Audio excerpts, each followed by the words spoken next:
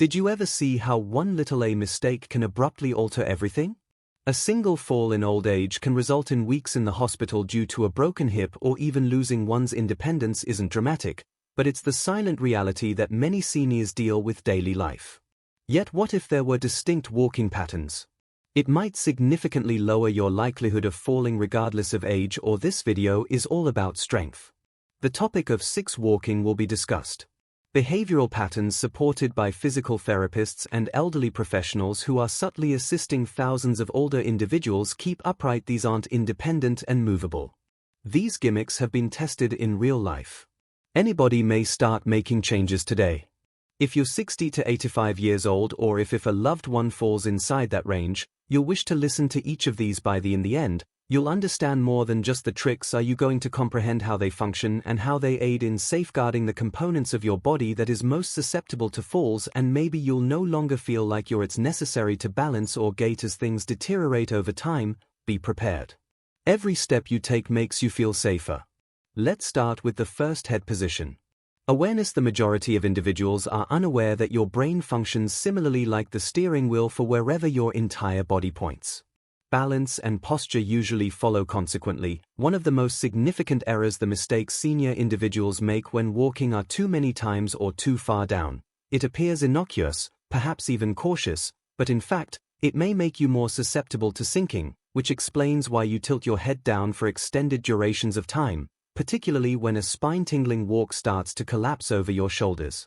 Forward, as well as your center of gravity changes, which increases the strain on your knees and hips, and diminishes your vision. Knowing what is ahead makes you more inclined to stumble, shuffle, or overlook an impediment that the body fully escapes alignment, at which point falls begin to occur. I'm not advocating that you stare down it naturally. You should be mindful of your environment, but there's a catch that seasoned therapists and walkers suggest that you keep your eyes on the 80-20 rule. 80% of the time, look ahead at roughly 10 to 15 feet in front of you and look down. The remaining 20% maintains your posture. Standing up, your balance improves, and it provides you have time to react to dangers. Ellen, a retired librarian, aged 76, from Arizona, used to tremble whenever the son was walking along the driveway. Saw that she was constantly staring down at her feet, so he approached her about it. The clinician taught the physical therapy to her to focus and raise her chin a little. Within 2 weeks, rather than below, Ellen reported that her walks were more fluid and her shoulders and neck were rigid. Even began to relax. She was unaware of this. Where did the stress originate? She was looking at this minor modification. But strong, as it's not only about recognizing that, it's about your body's posture itself in your line of sight. When the head is in line with your core, your spine actions as well as your entire walking frame get more steady, which is the objective, not only staying out of a fall but moving in a manner that provides your whole body with each stage. If you've ever been uncertain when strolling or observing the earth more than what is ahead, this really makes you turn your head and let your sometimes looking can help you overcome your fear. The most significant adjustments begin with something as basic as our gaze. One of the step 2 arm swing rhythm's most underappreciated stability tools. Walking isn't done with your legs, it's done with your arms after you've stopped using them or allowed them to hang rigidly by your sides. You're stealthily taking out one of the body's natural balancing mechanisms, and we require every bit of equilibrium as we become older. Support. We can consider an arm swing to be the natural counterbalance mechanism in your body. As your right leg advances, your left arm swings forward, and the opposite is true.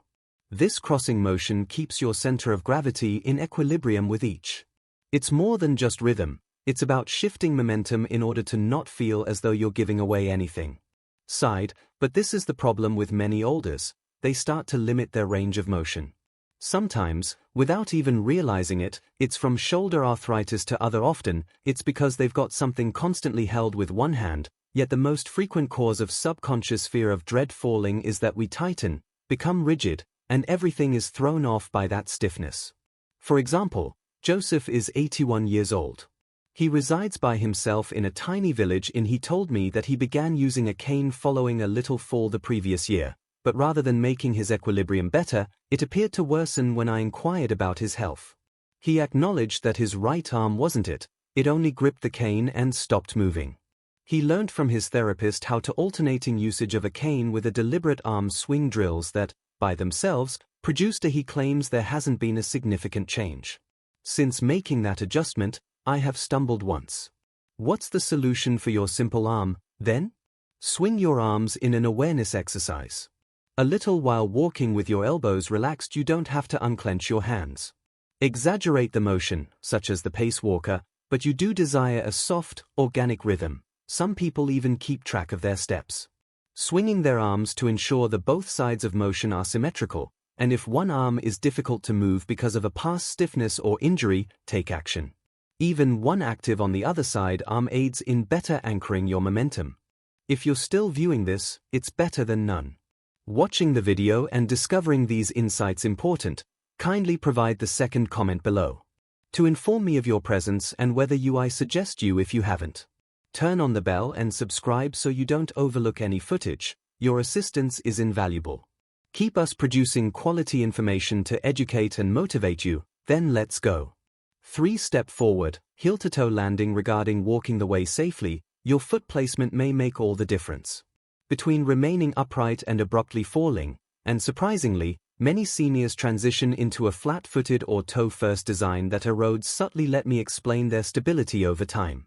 What is truly anticipated to occur? The first step in taking a healthy walk is your first making contact with the heel, then rolling from the foot to the toes and ball. It encourages you to take your next action. The action from heel to toe does more than just appear smooth, absorb impact, and maintain your balanced stride that keeps your toes in order to catch on the ground. However, this what occurs when a joint ages rigidity, particularly in the ankles, or people are reluctant to land on their hips. Their heel's apprehension of injury or collapse makes us shuffle in its place, and while shuffling seems safer, it's ironically among the largest causes of trips, toe stubs, and Doris, 76, makes unpleasant mistakes while living. She has a daughter in Michigan. Fallen twice, both times in the kitchen. Stumbling over nothing as her granddaughter requested that she cross the space to have a video chat with her. They noticed she was walking, nearly completely flat-footed following a few weeks of deliberate heel practice, initially moving while gripping a counter. Not only did her stride get better, but she claimed that even her knees began to feel better, as her muscles were interacting as they were intended to. When you start with your heel and then your calf, your hips shift when your muscles contract appropriately, and your entire leg functions like a well-maintained machine. So here's a tip: try concentrating when you walk. As soon as you feel your heel touch, it doesn't need to be overly dramatic, just soft and natural. Some people put a walk with a tiny towel on the floor, walking slowly barefoot across it, sensing that every step causes the heel to toe to roll. Teaches your brain to activate in the correct order once more, and don't be concerned if at first it seems odd that your body is relearning a previously learnt concept for decades. It only needs a reminder. The more you practice, the more organic it becomes, and after that pattern recurs, your chance of falling drastically decreases. Without you understanding the reason behind step for the strength of baby steps is among the greatest 5 tips for avoiding takes shorter steps. It collapses. May seem too straightforward to be significant, yet your step size has a significant impact on how steadily you walk. Longer strides could seem more organic, since many of us used to do it. Stroll when we were younger, but after a particular age, particularly after the age of 70, those without us, taking longer steps becomes dangerous. Even when you stretch too far, you realize it. Using your front foot as your focal point, the shift in gravity behind you is so great that strains your knees and throws them off your hip position and genuinely slows your response time in the event that something goes incorrect, like an uneven and loose carpeting sidewalk or an unexpected episode of vertigo. On the shorter steps on the reverse side, help maintain your weight directly on top of your feet, which improves control more quickly, responses, and a stronger bond with the. Additionally, it maintains your upper body grounded, more stable than your inner ear and balance system. Consider how toddlers who are learning to walk arms extended and constantly near the ground are constructing stability prior to speed and the necessity to borrow as we become older that same steadiness and wisdom first. Then a 79-year-old widower named Motion Larry from Florida had formed the practice of his steps were stretching because he sensed it would help him reach his goal quicker, yet he continued to stumble even in familiar locations, such as his front porch. After being shown by a physical therapist how to make his steps shorter, and a little something clicked to raise his cadence. Since then, he has not fallen, and he even claims he no longer feels as exhausted since his muscles don't need to use as much effort. To here is a small approach to rectify the imbalance. Walk while keeping track of your steps per 10. Try again after a few seconds on a level surface. Taking somewhat shorter stages and determining if your count slightly increases indicates that you're taking smaller, faster actions that are precisely what you desire, and when utilizing a walker or cane, move the aid exactly as the same idea applies. Not far out, yet a little ahead of your foot. Keep your motions small in front of others, and your body will appreciate it. If you're continuing to view this video and discovering these observations are insightful, please leave a comment. Number 4 down below to inform me of you're here, and in case you haven't signed up yet, I advise you to sign up and activate the bell to ensure that you don't miss any of your support. Enables us to keep producing quality material to educate and motivate you. Right now let's go to the 5th key phase. Strength is the ability to balance another strength. Trick that most elderly people ignore, keeping your strong core muscles, even if just somewhat, can totally alter the way you walk. When considering fall prevention, usually, they picture legs, calves, and knees, ankles, but in reality, your equilibrium begins in the middle of your body. Your abdominal muscles are part of your core. Even your hips and lower back, your spine is maintained by the cooperation of muscles. Standing erect and maintaining stability when moving everything else is weak. If your core is weak, overcompensates your legs, making them tight. Slouched posture, and your gait becomes unsteady, causing them to wobble and trip. Sneak in now, and here's the good part. News: you don't have to go to the gym or perform sit-ups. Visit the gym in order to strengthen your core. There are easier, kinder methods that are effective. Try this for elders in particular. While standing close to a worktop or stable chair, slowly raise one foot just a little, hold for a few inches off the ground. 5 seconds, then switch, and repeat a few times. Several times a day, this small effort awakens your central muscles and communicates with your brain, we're working on balance now. You're welcome. Moreover, tense your stomach muscles. A little bit when you're cleaning your teeth or just pulling in while strolling down the hall. Your abdomen button towards the direction of your spine for a few seconds turns on that complete. Nobody in the area witnesses you doing it, but with every effort, Mary, my body gets stronger. 82-year-old who was prone to falls, adding these on a daily basis to her garden. Small routines into her day, she now claims her body is stuck to the floor in the most effective method, that is the invisible feeling of stability, which originates from it. Therefore, don't consider core strength to be anything that is only for younger people or something that is considered your secret by athletes. A strong center provides you with a walking weapon. You can be free when you have equilibrium. The 6th step involves being aware of floor patterns and transitions. A lot of elderly people fall didn't trip over a large object, they stumbled since their brain wasn't completely noticing a slight shift in the floor. As we age, let me explain beneath them.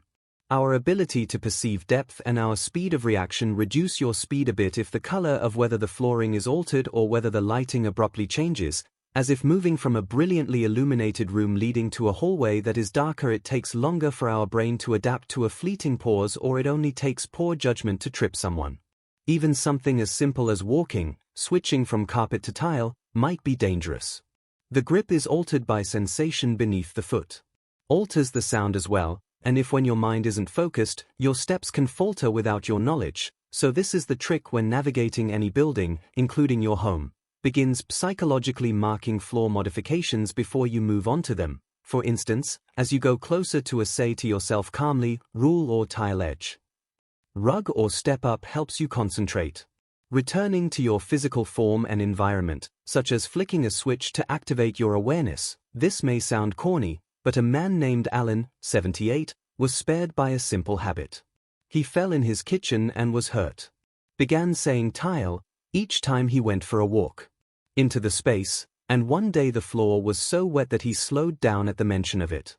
Down slightly to prevent slippage as well. High-gloss floors should be avoided, as they may appear tidy, but reflections might cause issues.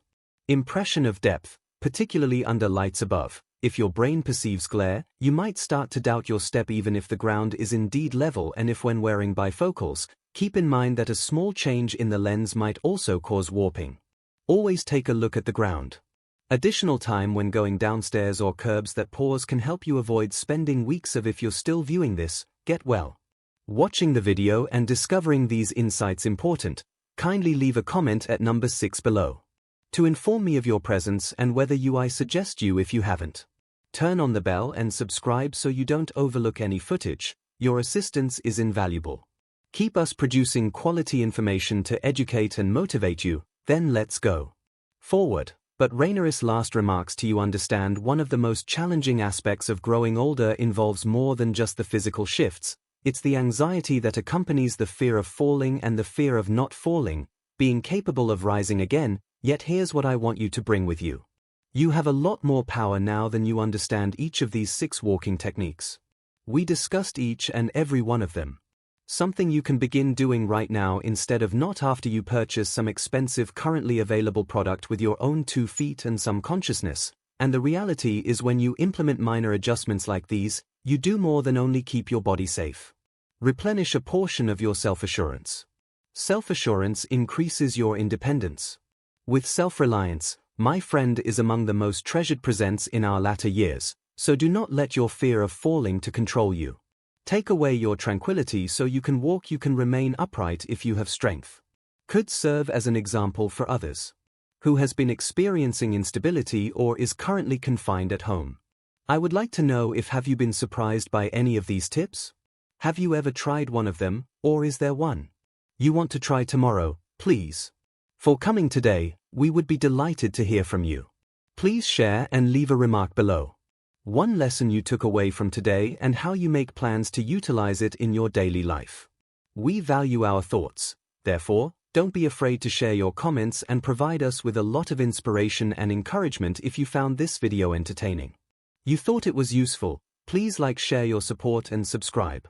Us keep producing quality information to educate and motivate you. Thank you for observing, and we anticipate seeing you in the upcoming video.